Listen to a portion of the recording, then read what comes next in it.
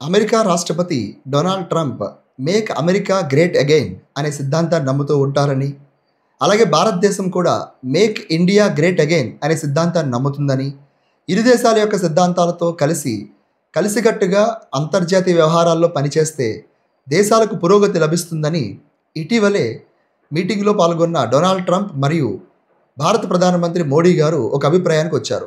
అయితే ఇటీవల జరిగిన మీటింగ్లో కొన్ని ముఖ్యమైన అప్డేట్స్ని మనం తెలుసుకుందాము. హలో, అందరికీ నమస్కారం. నా పేరు కళ్యాణ్ దత్ మేడిశెట్టి. ఈ ఛానల్లో మీరు ఇంటర్నేషనల్ అఫైర్స్ మరియు కెరీర్ గైడెన్స్ సంబంధించిన వీడియోస్ని చూడవచ్చు.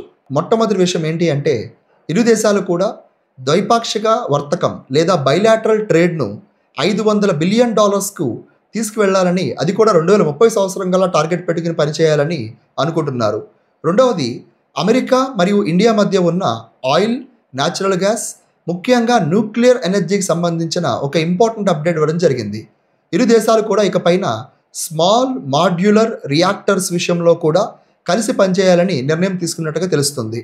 తర్వాత డిఫెన్స్ పరంగా కొన్ని ఇంట్రెస్టింగ్ అప్డేట్స్ మనకు కనిపిస్తున్నాయి. ఇప్పటివరకు రష్యా మాత్రమే జాయింట్ డెవలప్మెంట్ కానీ, జాయింట్ ప్రొడక్షన్ కానీ, లేదా టెక్నాలజీ ట్రాన్స్ఫర్లో కానీ ఇండియాకి పూర్తిగా సహాయం చేసిన దేశంగా ఉంది. అమెరికా అలా లేదు. అయితే ఈ స్టేట్మెంట్లో మనం గమనించవచ్చు, అమెరికా కూడా ఇకపైన జాయింట్ ప్రొడక్షన్లో కానీ, జాయింట్ డెవలప్మెంట్లో కానీ, అలాగే టెక్నాలజీ ట్రాన్స్ఫర్లో కూడా పూర్తిగా సహాయం చేయడానికి సిద్ధమవుతుంది. అలాగే ఇరు దేశాలు కూడా అటానమస్ సిస్టమ్స్ ఇండస్ట్రీ అనే ఒక కొత్త ప్రాజెక్ట్ని లాంచ్ చేస్తున్నాయి. దీంతో పాటుగా డిఫెన్స్ కోఆపరేషన్ సంబంధించి defence interoperability, logistics, repair and maintenance సంబంధించి ఇద్దరూ కూడా, అంటే ఇరు దేశాలు కూడా పూర్తిగా సహాయం చేసుకోవడం సిద్ధమవుతున్నాయి. అయితే గతంలో కూడా మనం లెబోవా అనే ఒక అగ్రిమెంట్ని సైన్ చేశాము. తద్వారా ఇదే రకమైన, అంటే అమెరికాకి సంబంధించిన ఎయిర్ క్రాఫ్ట్స్ ఏమన్నా భారతదేశంలోను, భారతదేశానికి సంబంధించిన ఎయిర్ క్రాఫ్ట్స్ కూడా అమెరికాలో రిపేర్ లేదా లాజిస్టిక్స్ సహాయం తీసుకోవచ్చు అనేది మనం గమనించుకోవాలి. తర్వాత అమెరికా మరియు ఇండియా కలిసి ట్రస్ట్ అనే ఒక ప్లాట్ఫామ్ను లాంచ్ చేశారు. Transforming relationship utilising strategic technology. ఇందులో భాగంగా సెమీ కండక్టర్స్లో కానీ, క్రిటికల్ మినరల్స్లో కానీ, లేదా అడ్వాన్స్డ్ మెటీరియల్స్లో కానీ అమెరికా, ఇండియా కలిసి పనిచేయడానికి సిద్ధమవుతున్నాయి.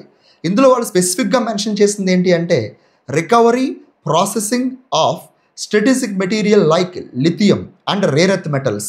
ఇది ఖచ్చితంగా చైనాని కౌంటర్ చేయడానికి అమెరికా మరియు ఇండియా తీసుకున్న నిర్ణయంగా మనం గమనించవచ్చు.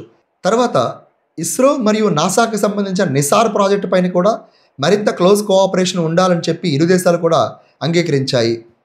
అలాగే క్వాడ్ మరియు I2U2, అదే ఇండియా, ఇజ్రాయెల్, UAE, USA కలిసిన గ్రూప్ గురించి కూడా వాళ్ళు రివ్యూ చేశారు. దాంతోపాటుగా India, middle east, Europe economic corridor IMEC project సంబంధించి కూడా రివ్యూ జరిగినట్టుగా మనకు తెలుస్తుంది. లాస్ట్ అండ్ ఫైనల్గా ముంబై అటాక్స్కు ముఖ్యమైన కారకులుగా పేర్కొన్న తహ్వూర్ హుసేన్ రాణాను కూడా తిరిగి భారతదేశానికి అప్పగించడానికి అమెరికా ప్రభుత్వం ఒప్పుకున్నట్టుగా మనకు తెలుస్తుంది.